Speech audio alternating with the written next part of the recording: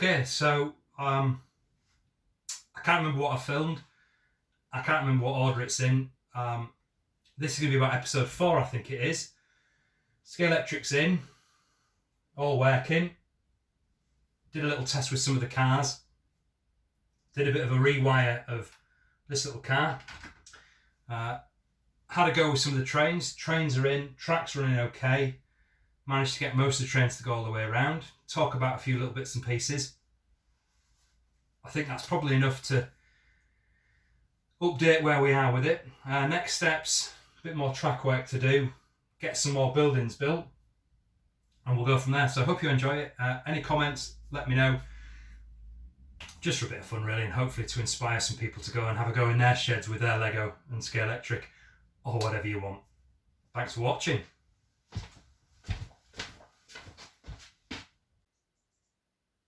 Well, big news, hopefully. You can see from the state of the shed that we're making very slow progress. However, I have just managed to find the Emerald Knight in the box. So let's give it a go and see if it gets round.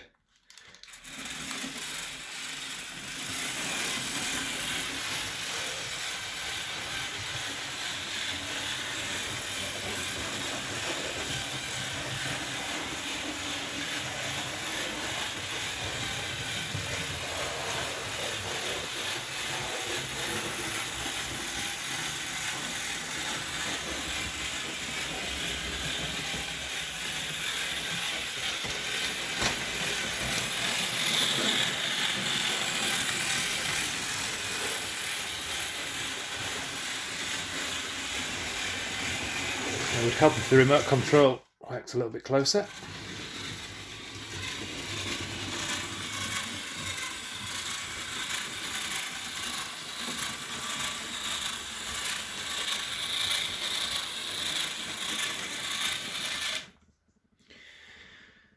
Cool, so that's good. At least we can get the Emerald Knight round in one piece. I'm going to wire up the track now and just try some of the 9-volt stuff. See how we get on. Little cars. Got my trusty electrical contact cleaner with me. So plan for the day today is I need to get myself back to B&Q and do a bit more wiring.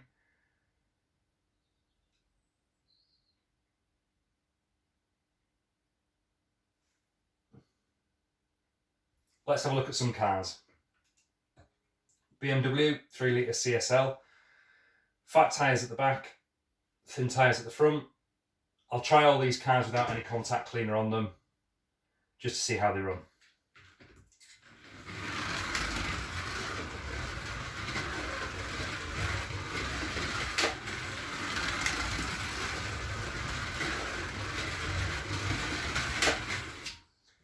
I've always been a real fan of that particular Scalextric car. I think it works really well, drives really nicely. To me, that's about the best of the classic Scalextrics. Let's try a Mini. Minis are always my favourite. They drive really nicely. If you get them just right, you can do some really nice slides with them. Again, there's no magnets or any of these older cars.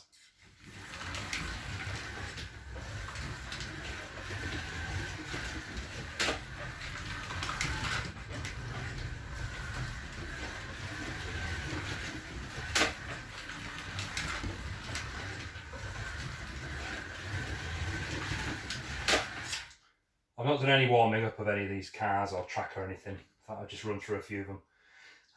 This was a particularly nice one, BMW M3. Again, no magnet on it. I'm using the copper brushes.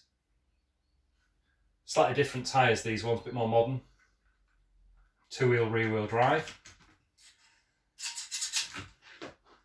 And failing miserably to start. So one of the things, I know everyone knows this, but again, just, yeah, that's the problem with that one. The wires actually come off the brush, so that'll be a job to get that soldered back in at some point. So we'll put that one aside for now. That's probably quite a nice little job to do at some point. So I'll go with the Audi.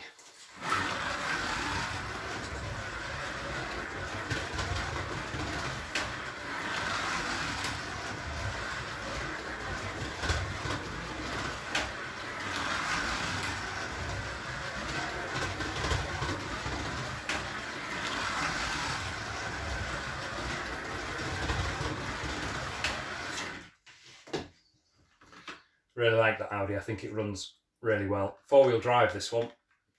I've actually just used a band that I bought a box of, or a packet of, for cassette decks. They come in different sizes, but I've found that they're also pretty good for them. You get these on eBay, obviously. Yep, like that one. These little Metros run quite nicely.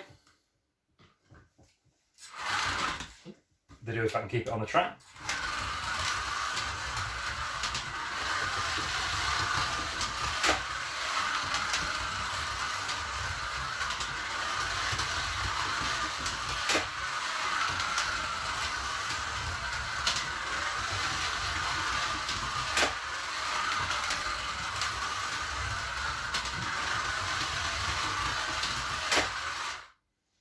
Yeah, like that one. What else have we had? RS2000s with these, I think they probably were. RS200, was close. 4-wheel drive again, similar system to the Audi really.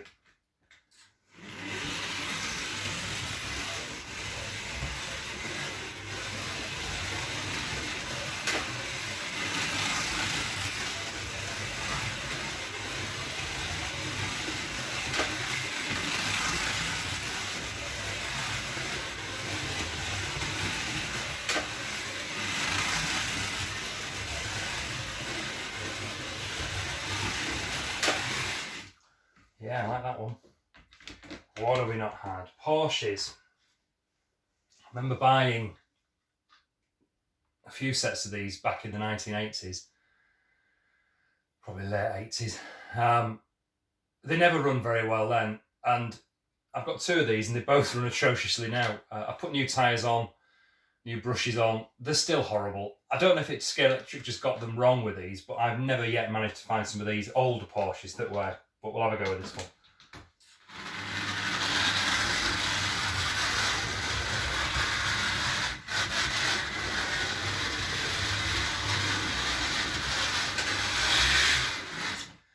Dreadful. It always has been. I've got 2 of them. They're both dreadful. They're not particularly battered.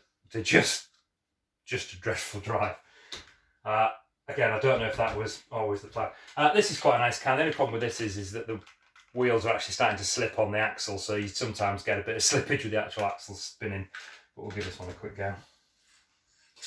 No, we won't give it a quick go. We'll try again.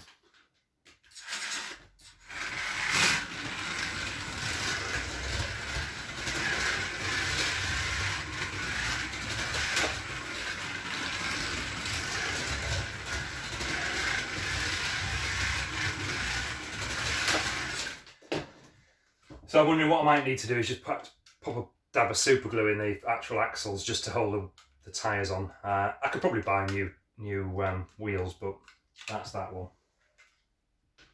And then we start to get to a little bit more modern cars. Magnets in it.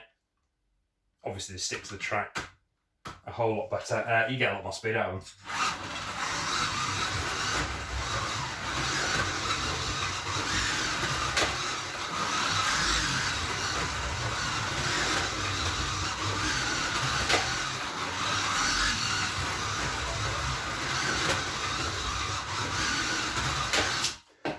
Really my sort of thing.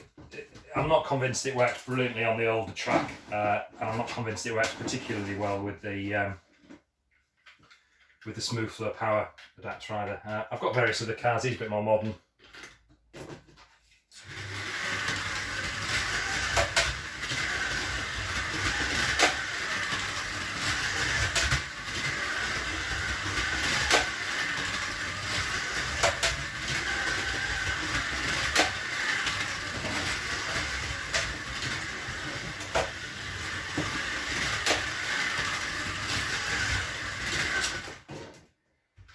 Yeah, that's enough of those great big American things. Yeah, they work quite well. Look, they're nice for younger kids, those, because they go really fast and they stay on the track. What else we got? We've got some of the quick build ones. I'll have a little look at those in a minute. That's quite a nice one. I'll try that on in a second. I think that's probably all of the different cars that I've got on. No, it isn't. I've got one of those as well. So most of these are in sets, which is quite nice. So you can actually race two of the same car together if you wanted to. So let's have a go with some of these. Try this Mercedes.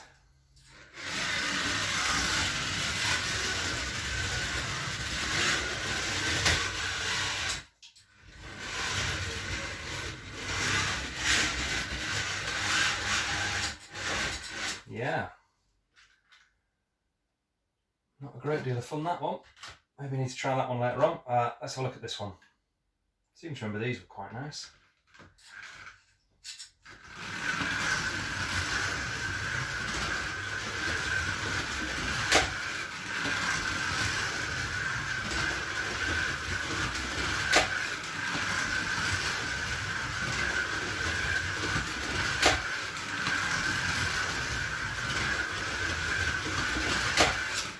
Yeah, I'm liking that one, that's good.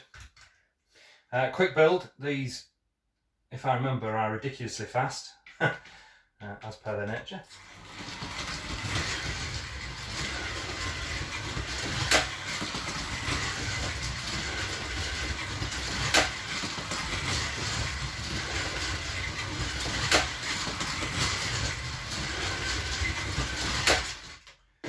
I'm guessing you could probably also take a lot of the weight off the quick build cars and actually just race the chassis.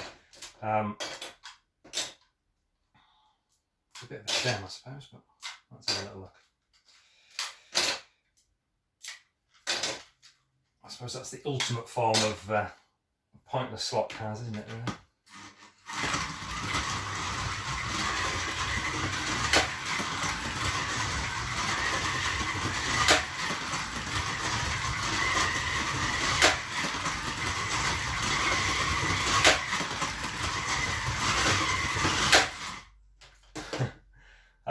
So that's the quick build chassis. Let's have a little look at this one, see if we can't make this one run any better. They've hardly been used, these cars. They're almost brand new, really. I haven't raced them very much at all, these.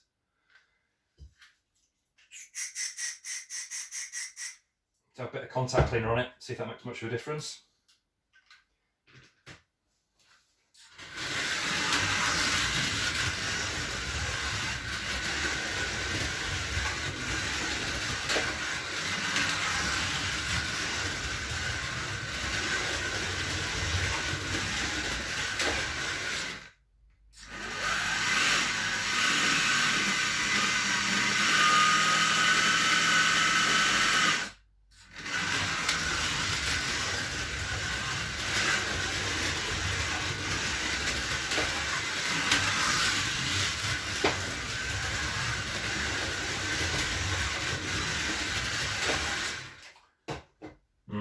Not entirely convinced. These tyres are actually quite hard. I'm just wondering whether these are actually past their bests. One of the things that I might look at doing is buying some new tyres for these. Right, I'll stick a bit of contact cleaner on this one. I'll have a quick race with this one. And then we'll call it a done deal.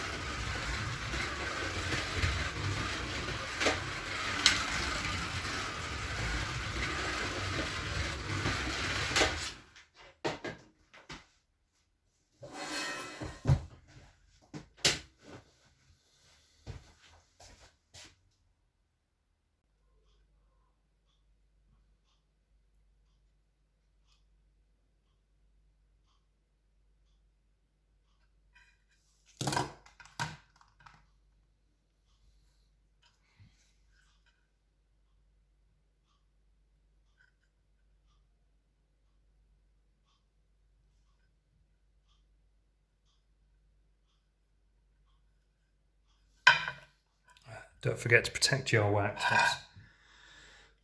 Otherwise you'll be in big trouble.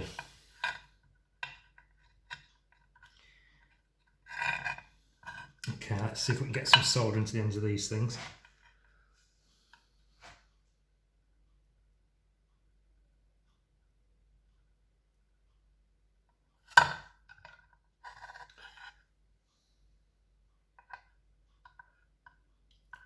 Maybe no. So what I'm trying to do and making a real mess of is I'm trying to actually get some solder down into that hole. Maybe try it like that. Whoops. I did say my soldering wasn't really brilliant.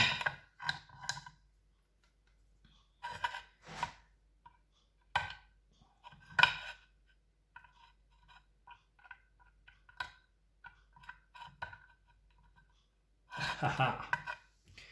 Ideally, like that is what I'm going for. Right, we'll try again with this one.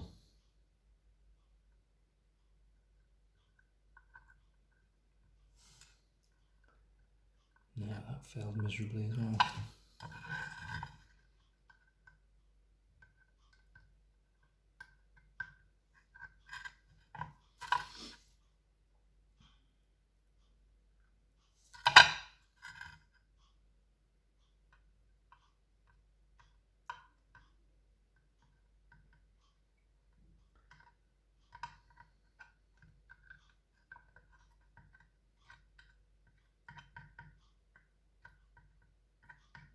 I can get some flux in the middle of it. I think we might be aware.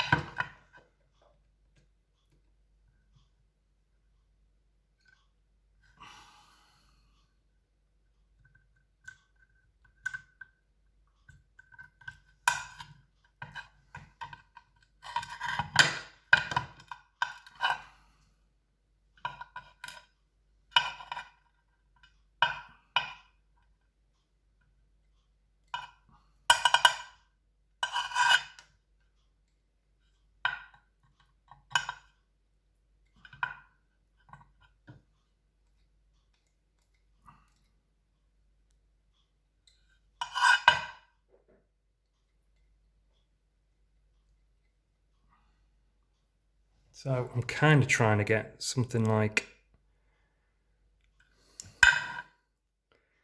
that, which is just the actual little tiny pickup with a dab of solder in the top. And then what we'll try and do is just offer up the wire with the little pickup is the plan. So let's have a go at that and see what we can get.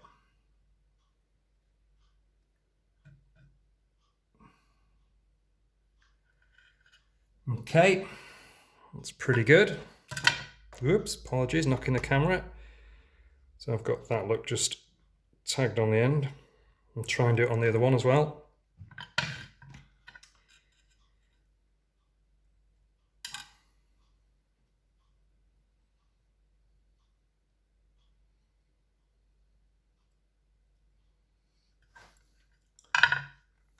Without melting the car, that is. Always good fun.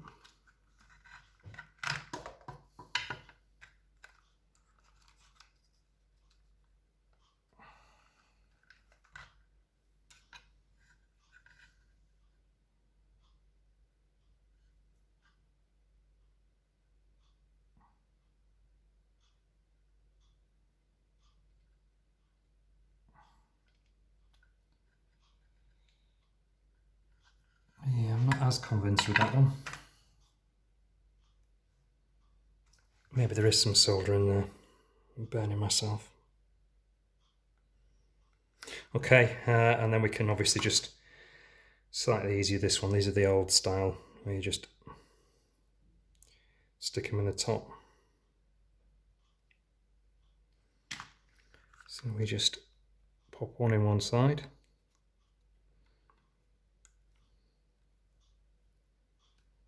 I'm sure this used to be easy when I had younger hands.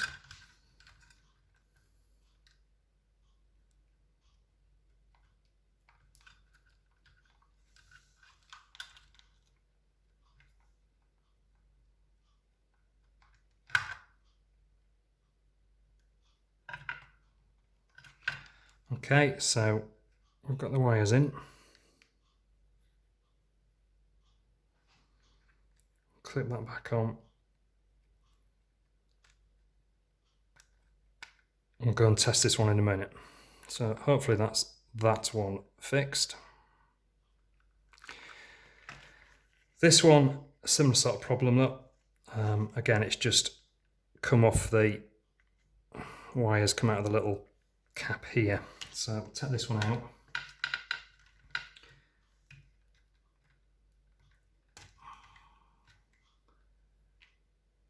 Looks like I've already had a go at the other side of that one. It already looks a bit bodged. You can't quite see that, but right, so let's same process again then. Let's have a go with this one.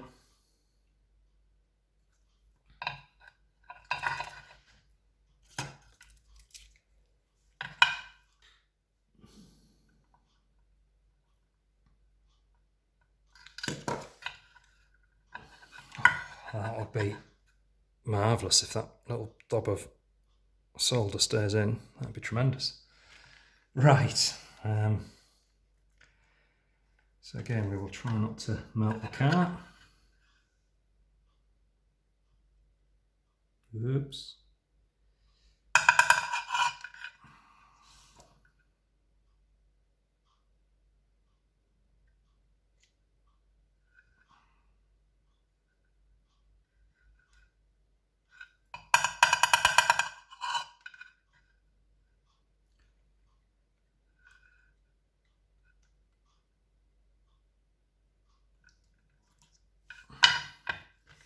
Okay, I'm not entirely convinced with that one, but we'll give it a go. So we just need to attempt to get it back into that hole in there.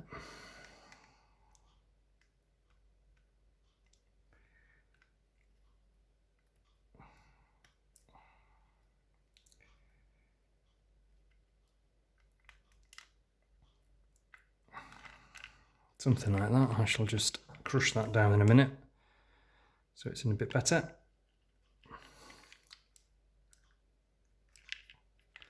Like that.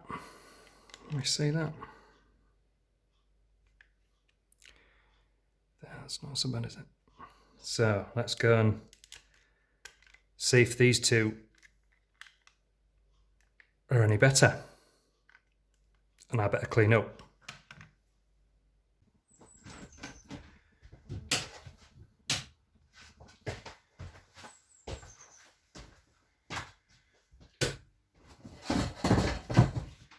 Okay, let's see if we've fixed them.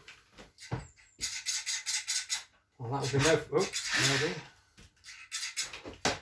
Maybe a bit of our lovely contact cleaner, maybe.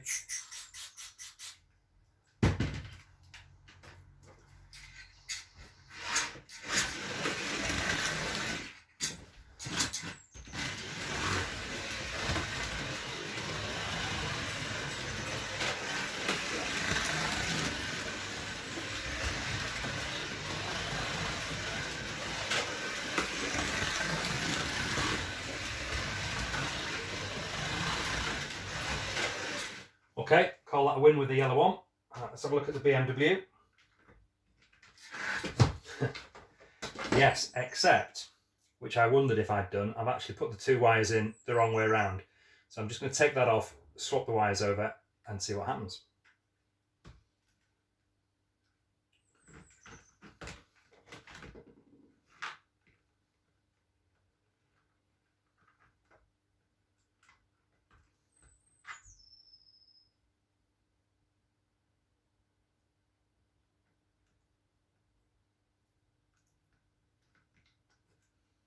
Again, I'm sure this used to be much easier when I was younger, and my fingers seem to like them all.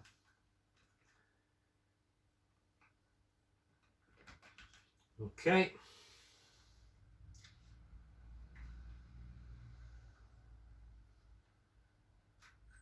Right, let's have another go with that one. That's better.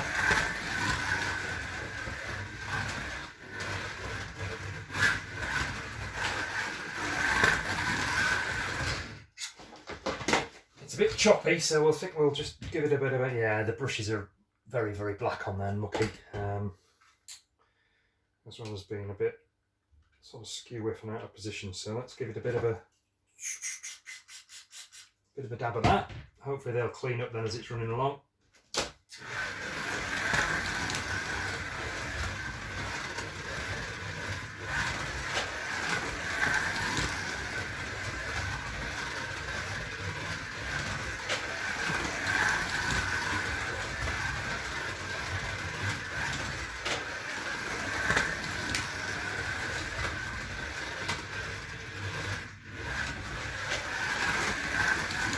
Might be a bit of a flat spot over there on the track, which I'll have a look at.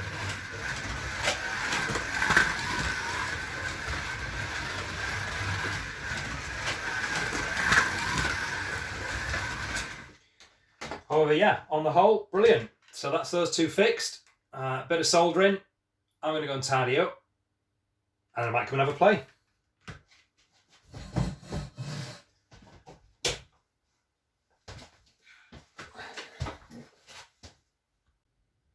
I'm slowly making progress with the layout now.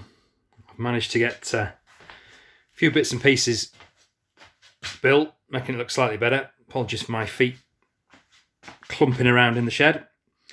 Got a few trains out, so we're going to have a little look at some of these trains. A couple of buildings built. That's my Metro liner, which is actually a combination of two kits with the train and the wagon. An extra sleeper unit, and then what I did with the two kits is obviously built another carriage out of the pieces that originally should have been on the engine. So it's actually it's actually 2.5 Metro liners. It runs pretty well. So let's have a little look at this one. We'll go this way around.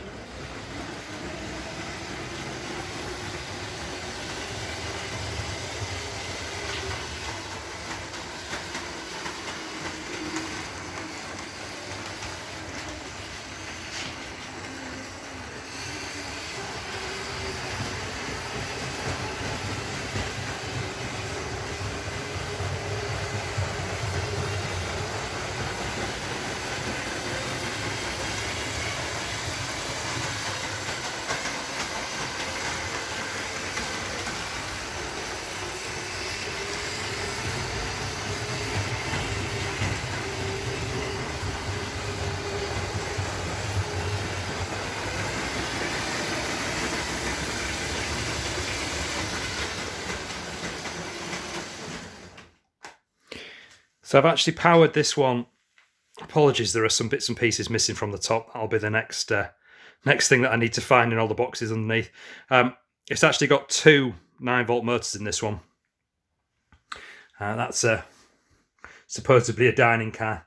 Obviously, I haven't got enough windows to do that side. Sleeper car and the other engines at that end. And I've got, as I was saying, I've got two engines actually on this. Look, I've got two 9-volt motors powering this Metro liner. Lights on the front engine. Let's get it going again. It runs quite well. It certainly runs pretty good with the two engines on it. If we crank it up a bit on that back stripe.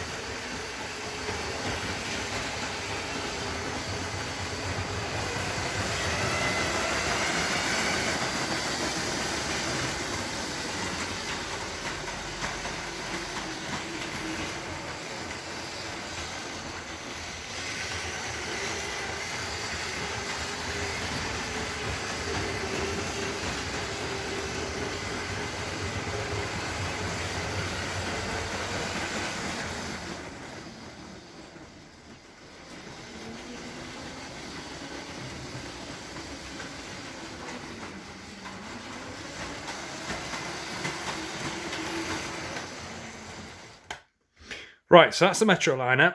I'm just going to pack this one up, and then we'll have a look at a few of the other ones. So we've got the Emerald Night. I did a little bit of modifications on mine. I just actually shortened the overhang for those little wind deflectors on the front. I actually put some lights on it as well, which is an entirely pointless gesture, but hey ho. Oh, they are on. They don't actually show up on the phone too well. But yeah, it runs really well. So we'll let's crank this one up. I think it's probably another video of this going round when the layout was a little bit more empty, but we'll crank it up and we'll watch this go around a little bit.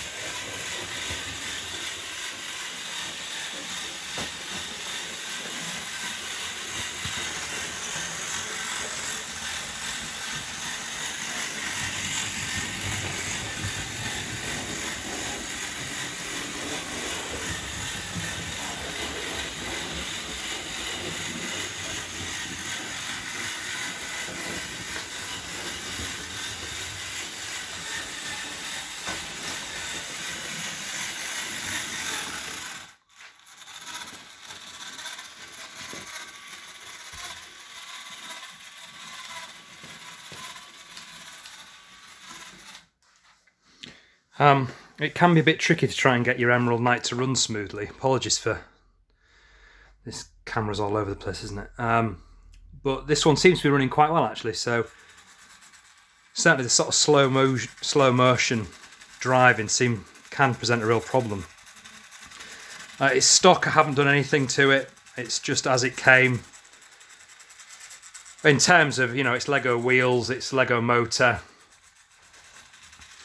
I am using the LiPo battery, which I think are really difficult to get hold of now, even on things like Bricklink. They're really tricky. But it runs well. I mean, I'm really pleased with it. I really don't want to mess too much with it because it seems to actually work quite well, this one. So pretty chuffed with that one.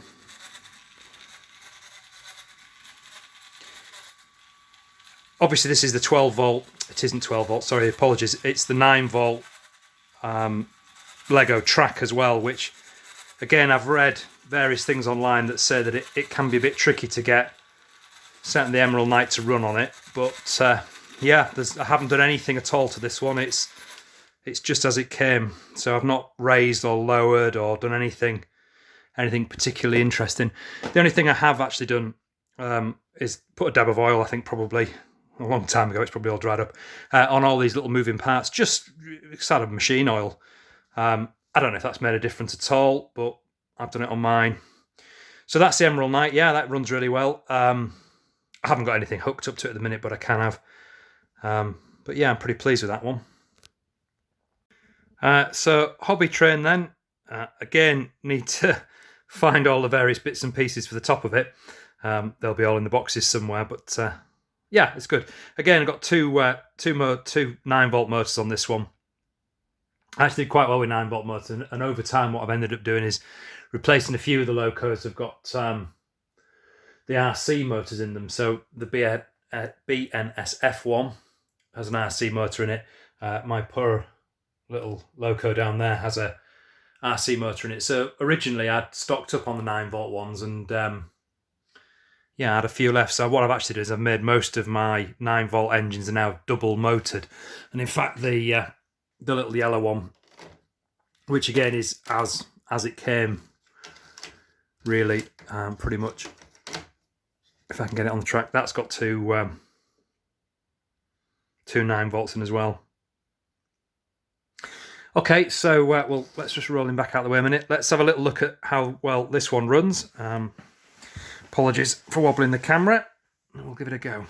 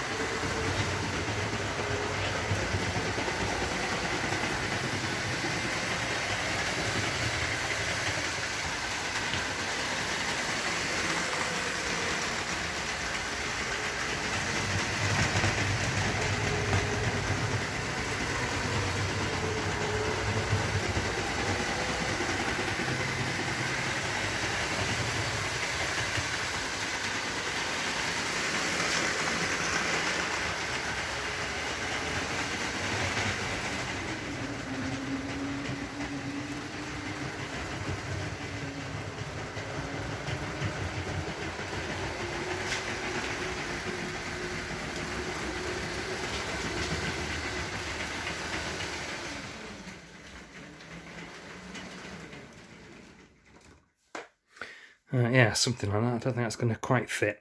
Okay, so that's the hobby train, which is running okay. I'll just do one more, and then I think we'll call it quits for these trains for the minute. So the last train, just to talk about tonight, before I try and put all this lot together, is this little 040 tender train. It's nothing brilliant in terms of its design or anything. What is interesting about it, however, is that it uses a standard 4.5 volt motor, the 1960s, 70s big brick type motors. That's the battery box, a standard black battery box, a little lever on the top. But what I've done is I've hot wired in the RC receiver, that the same sort of things that you found in the Emerald Knight, using these little controllers. And those receivers will actually work fine on 4.5 volts. So if you wanted to build a little bit more retro trains, you know, if you look at the old sort of 170 sets and 171 sets, you could build those, but you could actually use the same motor. It does require a little bit of hot wiring of the wires, because you've obviously got to cut the little cables. That cable there, you've got to cut the cable and you know, sort of splice it into a traditional Lego brick. Be very careful if you do this, really careful, because if you get the polarity wrong, you can actually melt these little RC adapters, and I have done that, so just go careful if you want to do it. Batteries are a little bit flat in this, but we'll give it a go, and hopefully you'll sort of see it does run quite well, actually.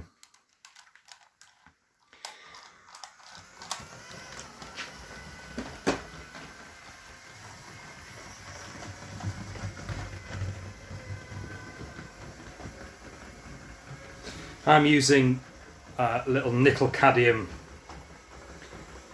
C-cell batteries, so the only problem with them is that they do just die completely. There's some dead ones there, so obviously you can recharge them, but when they run out, they just stop. There's no sort of slowing down. A little bit of slowing down, and they just, well, completely give over. That's quite a good demonstration of one of the problems of this train, is that it can jump the points a little bit. So yeah, let's have a little check it out.